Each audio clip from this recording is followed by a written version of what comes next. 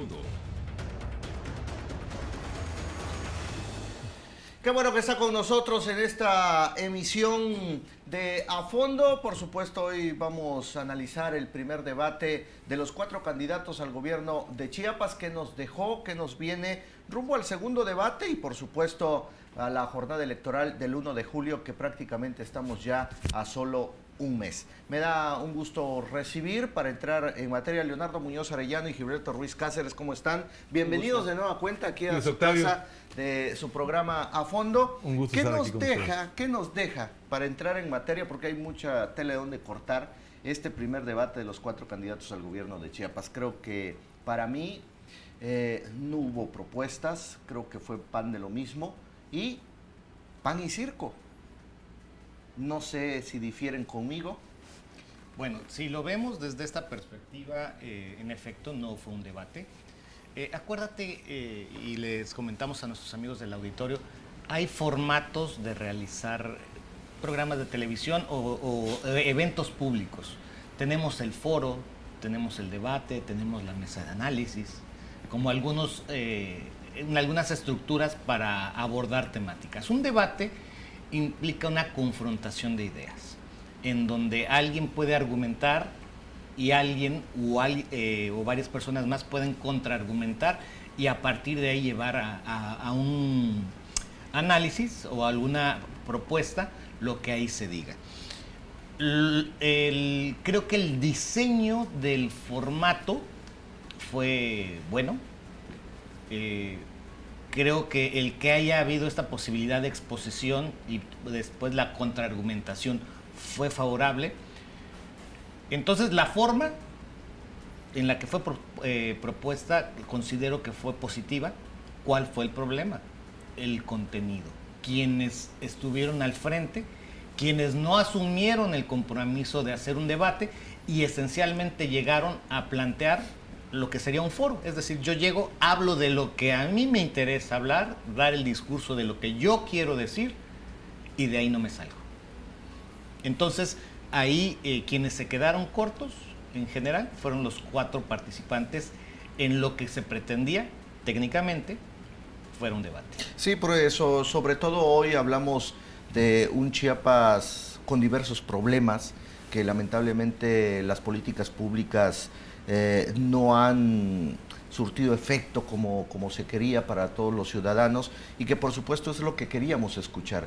¿Cómo levantar un barco que prácticamente está hundido? Y es ahí donde hubieron muchas lagunas en la falta de propuestas, ¿no? Sí, evidentemente considero que debió haberse armado previamente un diagnóstico social, o sea, la participación social de los medios, de las cámaras, presentar su propio diagnóstico de los grandes problemas a los cuales los candidatos deberían dar respuestas. No necesariamente su óptica o los capítulos que puntualmente les interesan a ellos. Yo creo que aquí la sociedad y los responsables de comunicación y de los medios y la sociedad en general también están muy pasivos. Yo creo que deberíamos plantearnos esas mesas previas a los debates para señalar esos grandes problemas que, como platicábamos hace unos instantes, a veces creemos que van a ellos solos, por su propia persona, a resolver problemas estructurales que son muy complejos y a veces sobreestimamos la capacidad que un servidor público puede llegar a tener en las actuales condiciones de Chiapas y de México. Leo, pero ahí tenemos que entender también, y Luis Octavio, yo sí quiero ser muy claro que hay que tener claridad entre lo que nosotros como sociedad queremos escuchar y en lo que ellos como aspirantes al gobierno quieren decir. Ellos, desde luego, yo vi en este debate realmente individuos muy acartonados, siguiendo un guión preestablecido incluso por sus asesores, por la gente que está detrás de ellos, y pudimos ver 4 personalidades radicalmente diferentes, pero todas cuidando una forma y nunca se metieron a temas de fondo. Entonces, hay que tener claro entre lo que nosotros queremos escuchar, que son propuestas, porque nosotros requerimos y pedimos soluciones, y otra cosa es lo que ellos están dispuestos a decir, porque cuidaron las palabras, cuidaron las frases para no comprometerse o no salirse del guión preestablecido que ellos traían para el debate. O meterse en temas escabrosos que pudieran incomodar ciertos temas con el actual gobierno. Así lo percibí. Y lo hemos visto en el nacional también. O sea, sí, evitan las respuestas concretas, evitan las preguntas así puntuales, le dan la vuelta, dicen, bueno, no manifiestan ni siquiera su pensar, ¿no? Es muy fácil decir, acataré lo que diga la ley, acataré lo que diga la encuesta, pero a la gente también le interesa saber qué postura tiene el individuo que quiere ser gobernante. Y eso ya lo hemos perdido de nuestros candidatos. Es otro elemento que vale la pena pues lamentarnos, ¿no? En este caso, a nivel nacional y estatal. Mira, en las imágenes que estamos viendo en pantalla podemos ver perfectamente a estos 4 elementos, y yo pienso que aparte de lo que hay que analizar de este debate es justamente lo que no dijeron, pero lo que sí dijeron con su comunicación no verbal. Podemos encontrar, y aquí metiéndome a una definición muy rápida, a Jesús Orantes Ruiz lo pudimos ver como el más auténtico, en el sentido de que incluso en la forma en que llega vestido, llega en la usanza, con el palacate en el cuello, como lo hacen los campesinos chiapanecos. Esto, ojo, es creo que uno de los más grandes aciertos que él pudo tener, porque lo que es su público meta, el posible votante por Jesús Orantes, no está en las ciudades, está en el campo. Entonces él está reflejando en algún momento esa identidad. Que sí, lo vimos atrabancado, lo vimos con una expresión a veces demasiado informal. Lo podemos cuestionar, pero hay que entender que en un gran sentido, nuestro pueblo chiapaneco se puede identificar muy bien con don Jesús Orantes. Luego podemos ver a Roberto Albores, incluso en su comunicación no verbal. Dense cuenta cómo la mayoría de las veces en su discurso siempre se fue con la mano izquierda arriba. La mano que utilizaba para enfatizar era la mano izquierda. Eso nos habla de un acartonamiento. Un individuo que estaba muy tenso, sí, muy rígido. Le reconozco que tenía muy bien plantados los 2 pies sobre el piso, y eso en cierto momento lo buscó como una base para tener un poquito más de seguridad en mucho aplomo. Su eslogan, ni me asusto, ni me rajo. Pero ante un cuestionamiento de los conductores, esas trabas, sí, se medio asustó. Y digo, en la respuesta se medio rajó porque no contestó las preguntas que le estaban haciendo. Vi algo donde me pareció que algunos de los moderadores estaban un poco descontextualizados de la verdadera realidad que hay en Chiapas. Me pareció el hecho de interrumpir algunas intervenciones de los candidatos. Esto también pudo poner cierto nerviosismo por parte de los actores. Yo creo que en lo personal no me gustó la conducción. Sí. Cuando eres moderador, tienes que ser simplemente alguien que traslade darle continuidad al plan que ya tienes. Llevaban preguntas perfectamente establecidas. Al momento que se pusieron a interpretar las preguntas, que se dio en 2 o 3 ocasiones durante el debate, ahí yo podría ver cierto nivel de sesgo, cierta tendencia. Aunque no la haya, el hecho de que hayas trastocado la pregunta que estaba escrita, ya le da un sesgo. ¿Cuál es el impacto del sesgo? No lo sé, pero eso es algo que no me gustó de la conducción. Digo, no quiero pensar mal, ¿no? Yo tampoco, simplemente te digo, cuando te sales del guión, cuando tienes una pregunta que dice y tú le agregas de tu cosecha o le tratas de dar una revolcada a la pregunta, le estás metiendo ya tu sesgo. Sí. Y era un momento, había una parte en el debate donde podían intervenir e interactuar los candidatos y los conductores, pero estas preguntas fueron cuando eran preguntas directas para ellos, que tenían que responder directamente ellos. Entonces no había nada que interpretar. Era apégate al guión.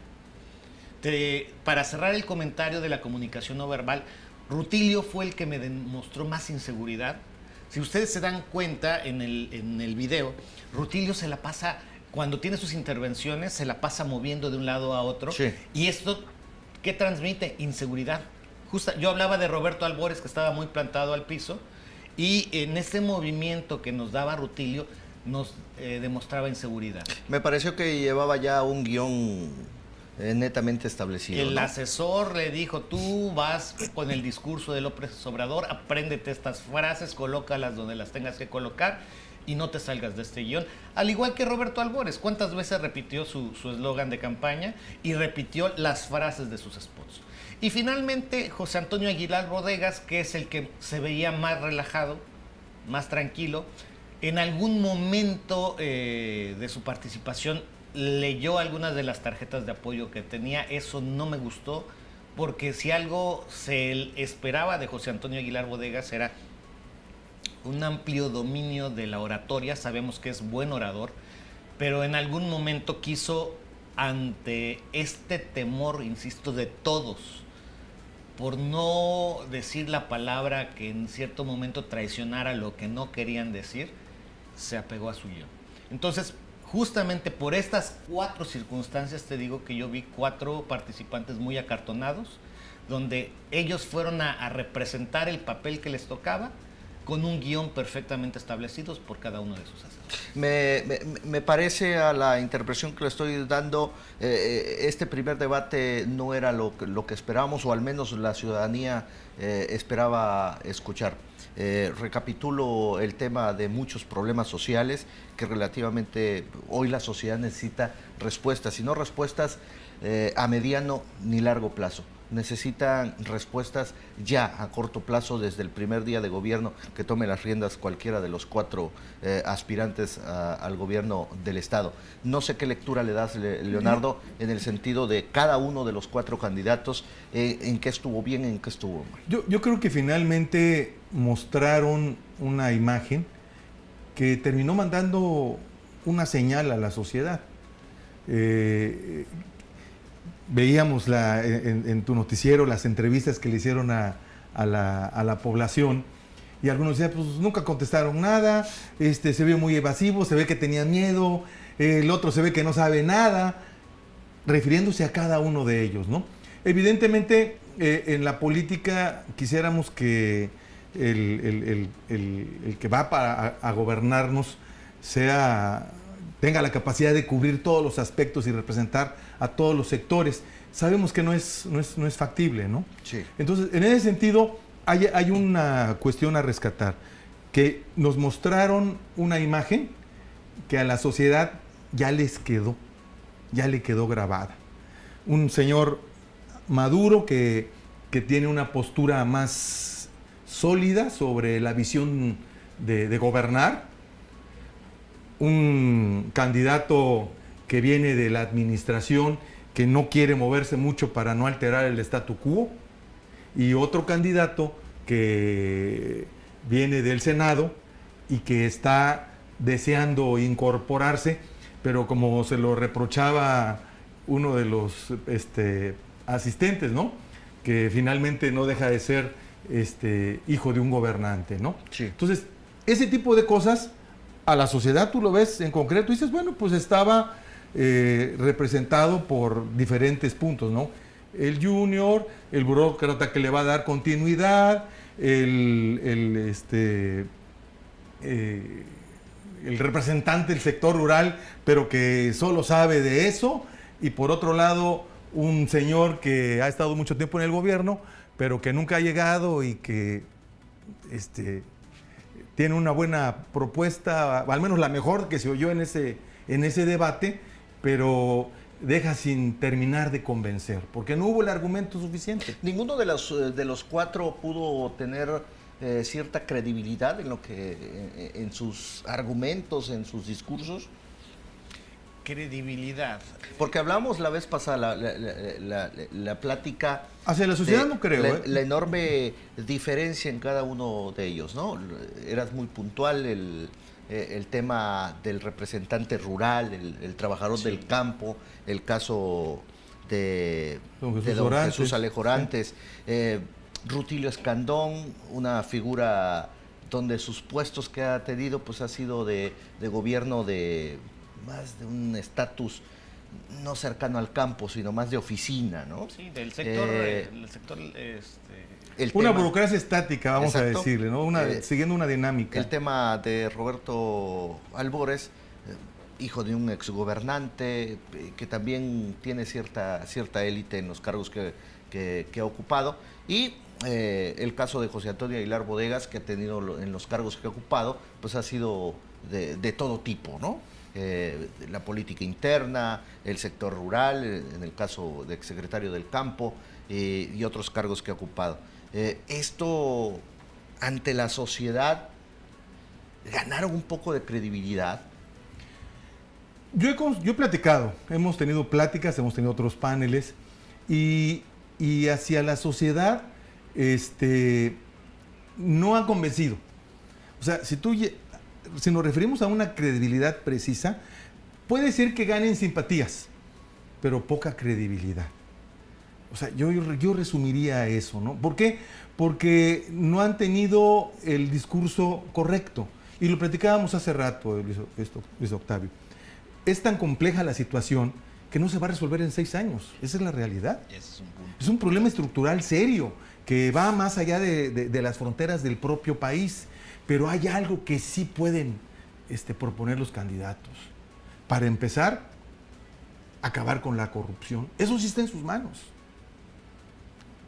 Incrementar los niveles de seguridad, de transparencia, de rendición de cuentas. Eso sí está en sus manos y ninguno lo planteó con esa exactitud. Eso sí está en manos del que llega al poder, esté como esté la casa.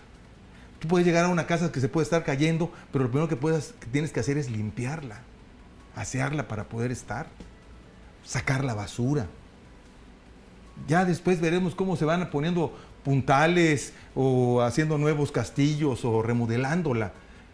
Pero en principio tienes que llegar a limpiar, a cambiar chapas, a arreglar la estancia mínima para los que ahí viven estén con seguridad, con calma y puedan trabajar normalmente. Y ninguno lo ha planteado en ese formato. Bien.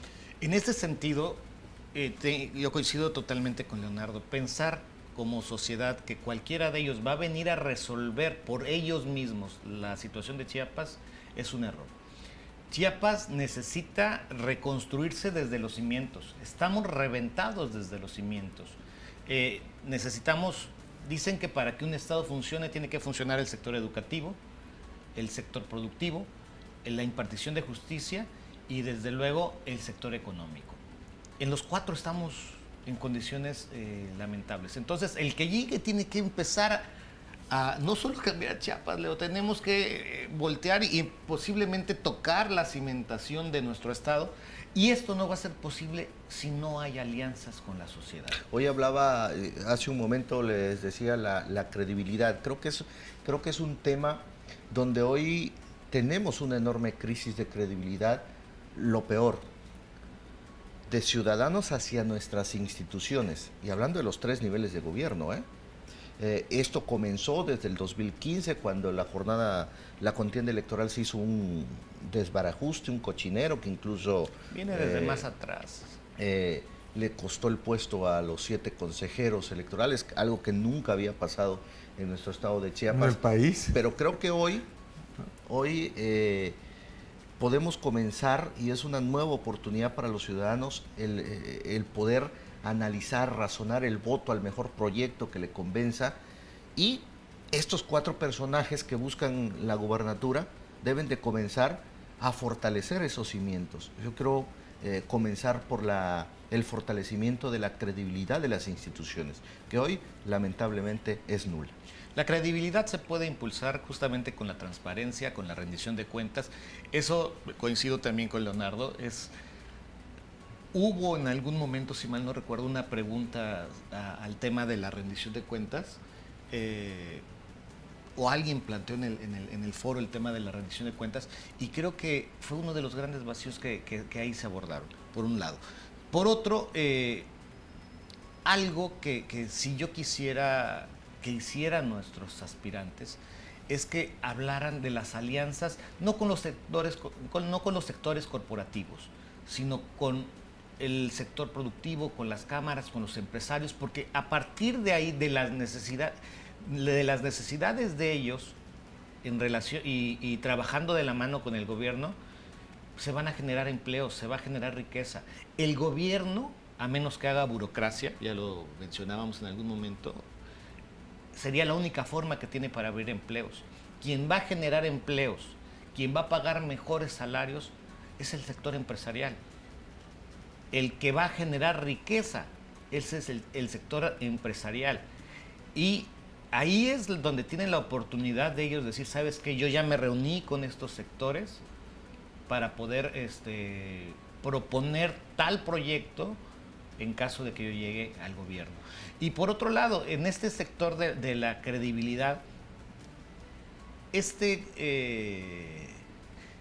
debate para mí es el primer round. Fue un round de sombra para ellos, incluso un primer round de calentamiento, que dejó en el identitario colectivo, en la percepción de la gente, no quién es el mejor. Todo el mundo habla del menos peor.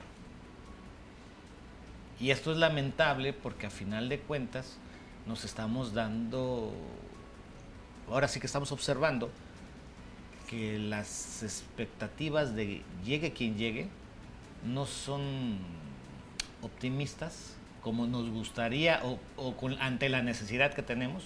El optimismo que requerimos tener como esperanza no es atractivo, ninguno de los cuatro candidatos. O ese optimismo que se vivió en el 2012, ¿no?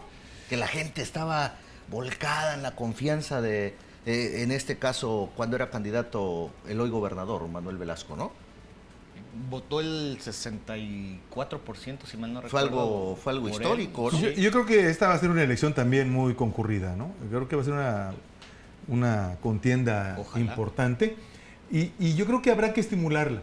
Y en ese sentido deberán de asumirse, o al menos como sociedad solicitarles a nuestros candidatos, porque son los que ya tenemos. De ahí va a surgir el gobernador y yo creo que en la medida que también se le manden señales a ellos, también en esa medida yo creo que tienen que asumir compromisos que sean importantes, ¿no? La cuestión con el medio ambiente no la vi consolidada en ninguna propuesta.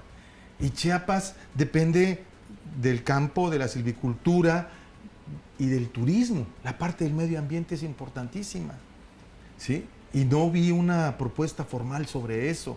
Los recursos hídricos se están agotando, se están deteriorando y no hay una propuesta formal sobre eso. Sí. Evidentemente son propuestas que para consolidarlas requerirán muchos años, pero tienen que empezarse en algún momento. Y bueno, y como esas habrá muchas más. Leonardo, vamos a hacer nuestra primera pausa, Gilberto, si me dan oportunidad, y seguiremos desglosando esta parte de la falta de propuestas, porque no solo el medio ambiente fueron de los tópicos que faltaron en esta primer mesa de debate, que ya el otro debate es en junio, específicamente el 10 de junio, tengo entendido que es el segundo debate, y hay oportunidades para que todos estos temas lo tomen en cuenta, ¿no? Vamos a una pausa, volvemos.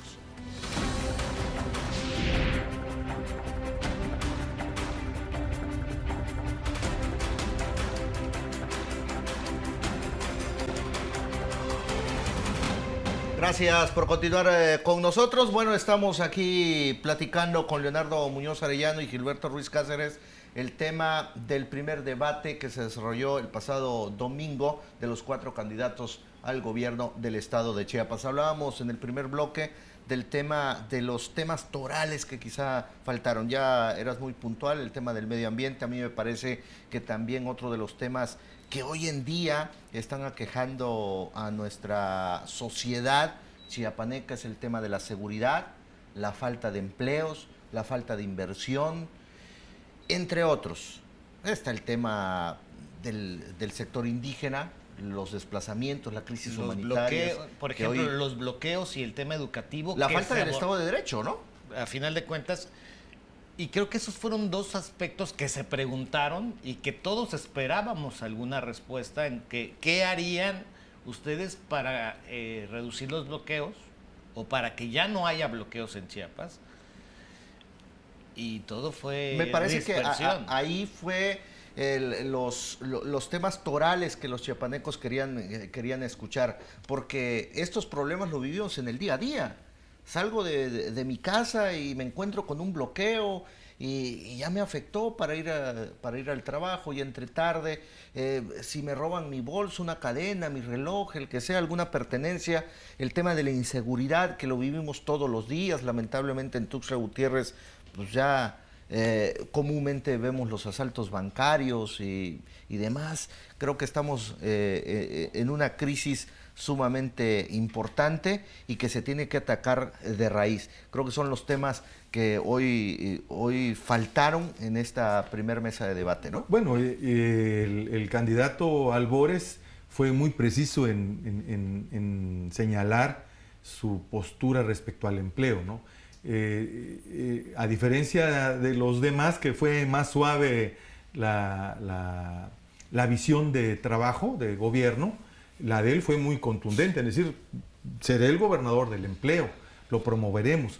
Pero nos lo han dicho tantas veces, desde la presidencia, que es ahí donde puede generar simpatías, pero la credibilidad debe consolidarse con argumentos regionales, locales, de nuestro Chiapas. Yo creo que esa parte habremos de esperarla un poquito más para que podamos entonces creerlo, saber cómo va a ser el empleo, de qué tipo, porque hay otro candidato presidencial que nos está dando un ingreso universal, entonces pues mejor me quedo con ese ingreso universal. Pero ayer salió una noticia de que este candidato presidencial ya votó a solo los que tienen extrema pobreza, entonces ya no es universal, porque ya se están dando cuenta del tamaño de la responsabilidad, que es decir, le voy a dar un ingreso fijo a todo mexicano, ¿no? Pero Leo, ahí es donde este debate y los spots y toda la información que nos están dando hay que irla tejiendo. Porque Roberto Albores tiene un spot donde habla que va a brindar el salario seguro, un programa que se llama algo así, Salario Seguro. Sí. Y creo que a partir de ahí es como él dice, yo voy a ser el del empleo. ¿Por qué? Porque vamos a hacer una prestación social donde vas a tener tú un salario seguro. Pero le estamos otra vez apostando a algo que es urgente romper en Chiapas, que son los corporativismos y el paternalismo. Que hoy el paternalismo cambió de nombre, hoy se maneja como un asistencialismo social y que no hay finanzas públicas que alcancen para cubrir eso. Exacto. Y mucho de eso, y tú lo sabes perfectamente, Leonardo, está generando o tiene el riesgo de poder generar deuda pública o tener que asumir dejar de invertir en cosas prioritarias para mantener programas Hablábamos precisamente sociales, ¿no? la política de desarrollo social que necesita una reorientación. Urgente. Forbes dio un dato hace cosa de 3 semanas, un mes, donde de los 136 programas sociales que operan en el país, 111 no están combatiendo la pobreza, no están sirviendo para nada, se están constituyendo en dádivas y en fugas de dinero. No han contribuido 111 de los programas sociales para abatir la pobreza. Y este dato lo planteó ya Forbes, y creo que esto requiere, como tú bien mencionas, que a nivel federal y a nivel estados se dé un golpe de timón para que se invierta en programas sociales, sí, pero solo en aquellos que verdaderamente van a incidir. Porque lamentablemente el número de pobres aumenta día a día. Yo creo que el programa de Salario particularmente Seguro, en Chiapas. Salario Seguro considero que es una opción viable siempre y cuando se canalice a actividades productivas que se le devuelvan a la misma sociedad. Empezar a generar esa dinámica de ingreso y trabajo que haga una espiral positiva. Eso es algo que va a ser 1000 veces mejor que un ingreso gratuito que te obsequien con cargo a quién sabe qué, porque esa dinámica de generar empleo productivo evidentemente va a ser autosustentable. Porque está el tema también de el candidato priista, Roberto Albores, también ha anunciado un programa sustancial para los adultos mayores. Y ya existe el programa Amanecer, pero sin duda esto para mí no ha funcionado. No ha solucionado de raíz los problemas que debemos tener con los adultos mayores. Retomando el punto, ¿por qué no mejor hablar, en lugar de hablar de salario seguro, hablemos de un empleo seguro? Bueno, es que es directo asociado, ¿no? Al momento en que es un salario es porque está remunerando un empleo. Leo, pero en la forma en que tú plantees la idea, tiene también mucho que ver el cómo se va a ejecutar. Si yo te digo, te voy a dar un salario seguro, o sea, estás haciendo simplemente una prestación, estás desempleado, pues ten tu lana, ¿no? No, es que ese es el ingreso universal. El salario tiene que tener como contraparte obligatoria el realizar un trabajo haz algo, para poderlo devengar. O sea, haz labor social, dedícale... No, por eso decía yo, tiene que ser... 20 horas y te vas a tener un empleo. Por eso debe ser canalizado a actividades productivas, claro, que permitan una espiral positiva. Estoy totalmente de acuerdo, pero hay que plantearlo así, para que no se malinterprete y en cierto momento caigamos en estos programas en donde se vuelven clientelares y que simplemente hacen que la gente no quiera trabajar y estar simplemente estirando la mano esperando a que les llegue los programas asistenciales, y creo que lo señaló el candidato presidencial Anaya, habrá que quitarles el sesgo de captación o de cooptación, vamos a decir. Es decir, que se vuelva un derecho para esas personas que cumplen ese perfil y que se les deposite directo, que no tengan que moverse ni ir, que simplemente les arrebatemos a las instituciones. ¿A cuánto empleado no cuesta el organizar los eventos, el que los lleven, el que los junten, el que lleven las listas, cuando es tan sencillo como manejar una tarjeta bancaria que cada X tiempo tenga una validación en la propia institución bancaria? Es tan sencillo como eso. Entonces hay que quitar ese cliente, hay que quitarle la figura clientelar a esos programas para que sigan siendo efectivos, porque de alguna forma están cumpliendo un fin social, eso es cierto, y económicamente están apoyando un consumo que de alguna forma pues mantiene cierto movimiento económico en la zona. Aquí lo lamentable es de que mucho de ese consumo se va afuera. O sea, no hemos visto una propuesta económica en la que diga vamos a incrementar el ingreso estatal. ¿Sí? ¿Por qué? Porque pues a lo mejor hay empresas mineras que son de otro país, porque hay empresas de conveniencia que se llevan sus utilidades a otro estado. Porque hoy estamos hablando también de los temas de la deuda pública. Además, de cada peso que se gasta en Chiapas, 95 centavos los invierte la Federación. Solo 5 centavos de cada peso son producto del trabajo y del desarrollo económico de Chiapas. Porque hoy hemos dejado de producir. El campo se ha vuelto improductivo. El tema que menciona Leonardo, que creo que es muy importante, cómo las empresas que se han venido a posicionar en Chiapas, de alguna manera no tributan en el Estado. Entonces la riqueza que ellas generan no se ven reflejadas en la riqueza del Estado. Generan empleo, pero no generan riqueza. Así es. Exacto. Entonces es ahí donde, ya lo hemos mencionado en otros programas, el tema de que nosotros como ciudadanos implementemos programas que fortalezcan el consumo local, el consumo interno, eso sí puede repercutir en empleos, pero también en riqueza, ¿no, Leonardo? Así es, evidentemente. Algo que llamó la atención el día del debate fue este documento que trató Jesús Alejo antes de que firmaran los demás contrincantes el tema de no dar despensas, los programas sociales que no sean usados con fines electorales.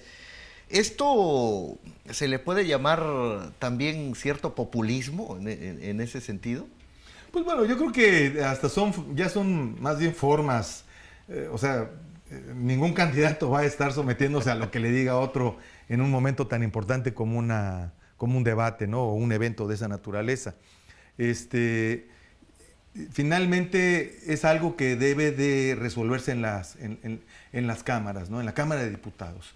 Que los recursos que sean para destino de asistencia social se despoliticen. Eso es una necesidad que tiene el país urgente, ¿no? Eso es evidente, ¿no? Y hacerlo en una ceremonia como la de ese día, pues yo la veo en realidad fuera de lugar, ¿no? Pero por otra parte, bien mencionábamos hace un momento de que Jesús Alejo Orantes fue el más auténtico, porque en algún momento hizo y dijo lo que muchos ciudadanos quisieran hacer y decir. Entonces, cuando vemos a Jesús Orantes tratando de comprometer con una firma de no vamos a dar despensas, o tú que compras votos, no vas a dar despensas, y si te agarramos, mira, estás faltando a tu palabra. Eso de alguna manera en el identitario genera... Pero eso ya está regulado por las leyes. Sí. O sea... Pero genera un desfogue. O sea, sirve como una catarsis social, en el sentido de que, mira, este señor está diciendo lo que yo quisiera decirles. Le dijo sus verdades, ¿no? Sí, y eso de alguna manera, no sé si genere votos a favor de él, simpatías. Muchos analistas, en lo que leímos el día lunes después del debate, lo trataron del que había hecho el show, el espectáculo.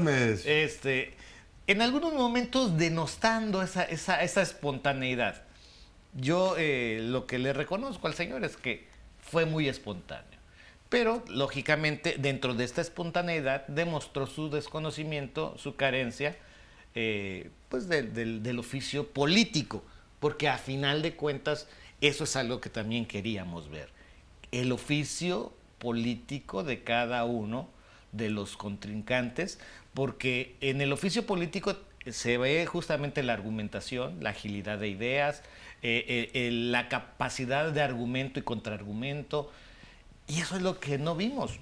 Y por eso, porque en este análisis, no mío, sino de muchos analistas, y en el que coincido, es que el ganador fue José Antonio Aguilar Bodegas, porque fue el que tuvo más argumento, contraargumento, llevó algunos elementos, sacó en 2 ocasiones algunas hojas, para tratar de mover al argumento y al contraargumento, al debate a final de cuentas, pero pues no encontró quórum, ¿no? Creo que fue el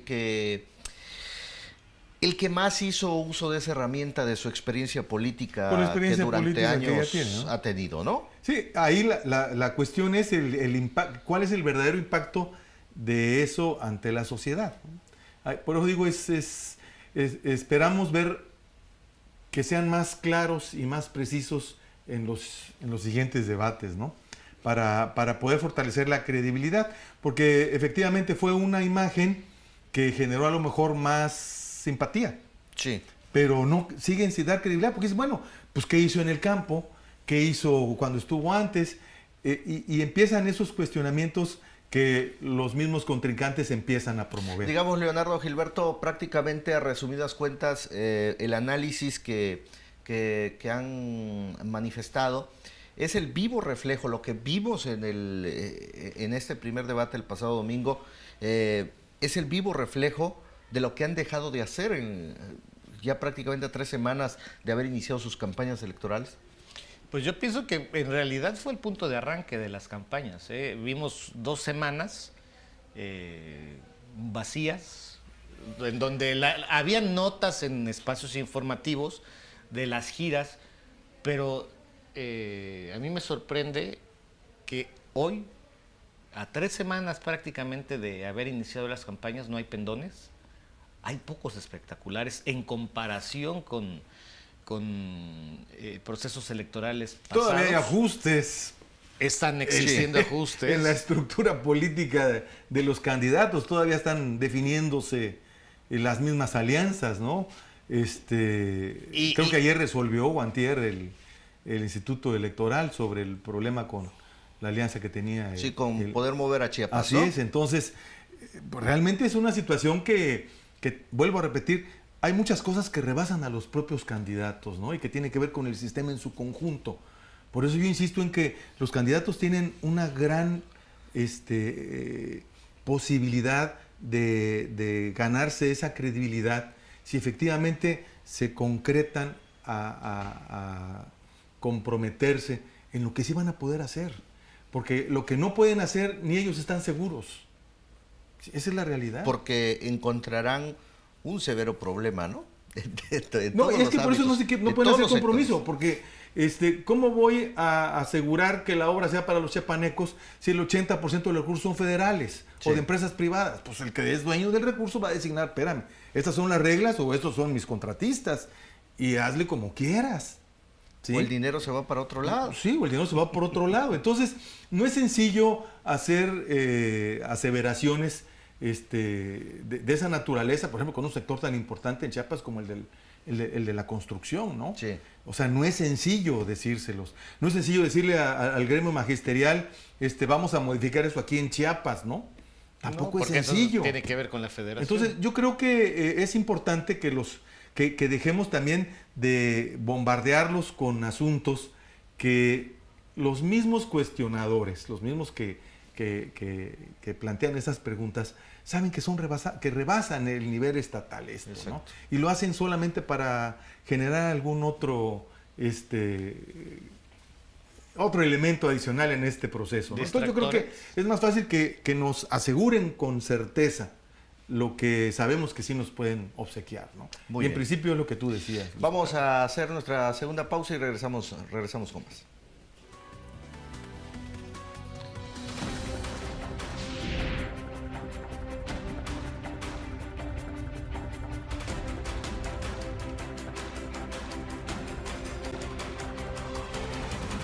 Bueno, gracias por continuar con nosotros. Leonardo Gilberto, nos quedan 10 minutos para ir concluyendo en torno a lo que nos dejó el primer debate de los 4 candidatos al gobierno del Estado. Ya analizamos cada uno de los 4 personajes, cuál fue su comportamiento y lo que les faltó, que es una buena oportunidad para que el próximo 10 de junio, que es el segundo debate, lo puedan hacer, el tomar en cuenta muchas cosas de las problemáticas que hoy se viven en nuestro estado de Chiapas. ¿Qué nos espera para el próximo 1 de junio? Dando la lectura de lo que se lleva hoy en los 3 semanas de campañas electorales y luego de lo que vivimos y de haber visto el debate del domingo, con las propuestas. Yo te puedo decir que antes de la fecha de la elección, los asesores, los que van a trabajar el marketing político y los mismos candidatos tienen mucho que hacer. Creo que esta elección, en general Chiapas históricamente, el votante normalmente elige a la persona, más no forzosamente al instituto político. Pero en esta elección creo que va a ser aún más aguda esta tendencia. A veces o históricamente también en Chiapas y en México los votos han sido normalmente estandarizados. Voy a votar por todos los candidatos. Veo que esta elección seguramente va a ser segmentada. Van a votar no solo por un partido, sino pueden votar verde, rojo, naranja, el color que sea, dependiendo si es presidente de la República, gobernador, presidentes municipales, diputados federales, diputados locales. Creo que puede haber una gran diferenciación y por esa razón quienes están como responsables del posicionamiento de la imagen de los candidatos tendrán que dar el do de pecho para que en la siguiente elección fortalezcan y ahí sí puedan tener un mejor posicionamiento y sean más contundentes rumbo a la jornada electoral. Porque independientemente hoy los candidatos están en contra, o más bien no en contra, sino de convencer al ciudadano, vayan a votar el próximo domingo 1 de julio. El convencerlos a que participen por el mejor proyecto que les convenga. Bien decías que hace rato están empezando realmente las campañas, ¿no? Están por sumarse lo correspondiente a diputaciones federales, locales, alcaldías, y eso va a ser un escenario muy apropiado para que los candidatos puedan vincularse más hacia la sociedad, Sí. escuchar un poquito más a la sociedad. Y estoy seguro que eso les va a dar un relajamiento político que les permita una mayor claridad, el involucrarse un poco más, que son candidatos que de alguna forma ya traen una trayectoria. Yo creo que los tiempos que están corriendo sí permiten un poquito, exigen un poquito más de vinculación hacia la sociedad. Yo creo que lo vamos a ver. Vamos a ver a los candidatos más metidos en las campañas territoriales, y espero que eso permita que tengan una mayor consolidación y una claridad de lo que esta sociedad les va a estar demandando, ¿no? Oye, las encuestas publicadas en los últimos días por parte de los candidatos al gobierno de Chiapas nos deja algo claro de quién puede ser el puntero, el que va despegando en las encuestas. Cuando vas a un proceso electoral normalmente tienes que hacer 3 mediciones. La de inicio, la intermedia y una semana antes o 3 días antes de la elección para poder ver cómo se está comportando tu grupo. Ahorita, en la encuesta de arranque, creo que veíamos más que a los mismos candidatos, veíamos cómo están las tendencias nacionales. Sí. Hay que esperar la encuesta intermedia para ver ahora sí cómo empiezan a hacerse este mix de conceptos. La tendencia nacional contra la tendencia local, para ver cómo se van a ir reacomodando. Creo que este debate, el gran aporte de este debate es que por primera vez la ciudadanía vio a los 4 aspirantes, los vio sin maquillaje, los vio actuando bajo presión en un momento en vivo, en tiempo real, y a partir de ahí pudimos ver mejor quiénes son, cómo se comportan, cuál es su forma de argumentar, y de esto podemos también ver cuál puede ser de alguna manera su forma de pensar. Y le que pueda dar cierta claridad al electorado, ¿no? Y yo creo que no hay que perder de vista también que mucha de la inquietud social se va a dar en las ciudades. O sea, la participación de las 5, 7 ciudades más importantes del estado va a ser importante en esta ocasión, y yo creo que se están enfrentando ante una sociedad que ya está más inquieta, que es menos manipulable, y eso va a exigir que convenzan, como decías bien al principio. Porque habla mucho del convencimiento, Claro, y por eso por les supuesto. preguntaba el electorado, ahora, ¿por quién va a votar? ¿Por el partido o por la figura? Porque si tenemos una cierta tendencia a nivel nacional, que la simpatía va hacia Andrés Manuel López Obrador, no toda la simpatía, hay una enorme diferencia con las entidades federativas. Yo creo que en ¿no? ese sentido Con la el elección de los candidato del PRI tiene una ventaja candidatos importante, y ¿no? todo eso, ¿no? En ese sentido el candidato del PRI tiene una ventaja importante porque es el único que no ha modificado el entorno político de su institución. Para muchos otros ciudadanos que le iban al PRD, al PAN, y que ha habido toda un reacomodo de las fuerzas políticas, alianzas, o como se le haya denominado. Hay que ver que, por ejemplo, el PRI históricamente no se sale de ese librito, ¿no? En cuanto a la elección de sus candidatos y en cómo sus candidatos van a actuar en las campañas electorales. En ese sentido yo siento que es una ventaja. ¿Sí? En ese sentido yo creo que tiene una ventaja contextual, vamos a decirle en principio, porque eso le da la identidad a sus... Porque es la estructura a sus huestes, vamos a les llamarle, ¿no? les ha funcionado Así es. de manera histórica. Entonces, ¿no? Y no nos salimos de ahí. Pero independientemente de eso, no deja de haber una sociedad que ya está más inconforme y que desea más explicaciones y mejores argumentos. Y en ese sentido, yo espero que los candidatos salgan, intenten convencer, lo hagan hasta el cansancio, porque la sociedad lo merece.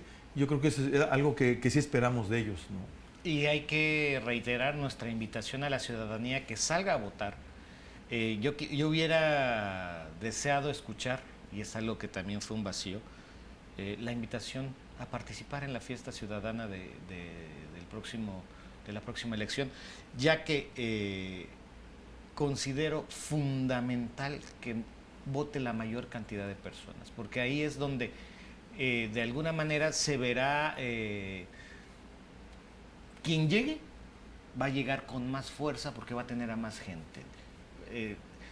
Se ha hablado mucho en algún momento de pensar en las segundas rondas en México, ya que la mayoría de nuestros gobernantes están llegando por un 25, un 30% Sí. de ciudadanos que votan por él. No, en este caso la idea es que la gente salga a votar y quien gane, pues ahora sí que lo haga por una gran participación ciudadana y que no vayamos a caer en estas situaciones otra vez de que alguien llega al poder por 300, por 500, por 700 votos, que cifras tan cortas, porcentajes tan cortos, siempre van a ser altamente cuestionables. Y creo que la exigencia hoy ciudadana es precisamente el tema de la transparencia en cada contienda electoral. Me parece, yo avisoro una jornada electoral muy participativa, Ojalá. sobre todo por ese tema de la gama de opciones que hay, ¿no? Lamentablemente en Chiapas, como se han dado las cosas, pues por ahí puede estar el tema de la participación ciudadana. Hablando también que el hartazgo social que hoy existe, en que la propia sociedad sea protagonista en cambiar el rumbo de este estado de Chiapas, ¿no? Sí, y bueno, aquí es importante no dejar de lado las demandas como la que dicen que ingresaron ayer de que sea el Instituto Nacional el que lleve a cabo las elecciones, ¿no? Hemos visto que lo que comentabas hace rato de la problemática con el Instituto Local en las elecciones pasadas, pues es serio y no deja de ser un elemento de preocupación para la sociedad también, ¿no? O sea, ¿de qué sirve que salgamos a votar si no tenemos una institución sólida que garantice la certeza de los sufragios? Y Exacto. el que haya actores políticos que estén demandando el ingreso o la atracción del Instituto Nacional de esas elecciones, pues no deja de generar un ruido que no debemos de dejar pasar sin un análisis. Desapercibido. Sí, ¿no? el tema del presupuesto también del IEPC, o sea, hay varios temas que ojalá sean resueltos antes de la elección para que coadyuven a la confianza del ciudadano. Muy bien, excelente. Leonardo, te agradezco mucho el haber estado con nosotros y como siempre también Gilberto. Y pues vamos haciendo la cita para analizar el segundo debate, ¿no? ¿De qué nos Será un espera? placer, Claro que sí, con todo gusto. Les agradezco mucho el haber Un gusto, estado. Luis. Y ya saben que Como aquí es su siempre. casa, pero por supuesto el agradecimiento es para usted y nos vemos en la próxima.